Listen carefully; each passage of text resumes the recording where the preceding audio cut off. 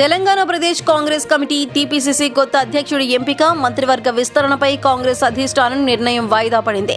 బుధవారం ఢిల్లీలో కాంగ్రెస్ జాతీయ అధ్యక్షుడు మల్లికార్జున ఖర్గే నివాసంలో Rahul Gandhi, KC Venugopal, party Telangana in charge Deepadas Munshi, CM Revanth Reddy కొద్దిసేపు సమావేశమై చర్చించారు. కానీ పీసీసీ అధ్యక్ష పదవి, మంత్రివర్గ విస్తరణపై పెద్దగా చర్చించలేదని తెలుస్తోంది. పీసీసీకి మంత్రి పదవులకు పలువురు పోటీ పడుతూ ఉండటం, సామాజిక సమీకరణాలు లెక్కలు తేలనందున త్వరలో మరోసారి సమావేశం చర్చించాలని అగ్రనేతలు నిర్ణయించారు. జాతీయ అంశాలపై కాంగ్రెస్ అగ్రనేతలు బిజీగా ఉన్నందున తెలంగాణలో పదవుల భర్తీపై అధిష్టానం పూర్తి స్థాయిలో దృష్టి పెట్టలేదని తెలుస్తోంది. ఈ పదవుల కోసం పోటీ పడుతున్న పలువురు నేతలు కూడా బుధవారం ఖర్గే నివాసం బయటే ఉన్నారు. పీసీసీ అధ్యక్ష పదవి ఎస్సీ, ఎస్టీ, బీసీ నేతల్లో ఒకరికి ఇవ్వాలని ప్రాథమికంగా నిర్ణయించారు. కానీ ఈ వర్గాల నుంచి నలుగురి మధ్య గట్టి పోటీ ఏర్పడింది.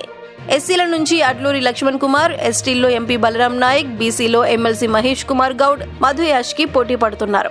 ప్రస్తుతం పీసీసీ అధ్యక్షుడిగా ఉన్న రేవంత్ రెడ్డి పార్టీ ఆ పదవి ఎవరికి ఇచ్చినా తనకు అభ్యంతరం లేదని చెప్పినట్లు తెలుస్తోంది. వర్కింగ్ ప్రెసిడెంట్ గా 3 ఏళ్ల నుంచి పార్టీ కార్యకలాపాలను నిర్వహిస్తున్నందున తనకే ఇవ్వాలని మహేష్ కుమార్ గౌడ్ 2 రోజుల క్రితం ఖర్గేని కలిసి విన్నవించారు.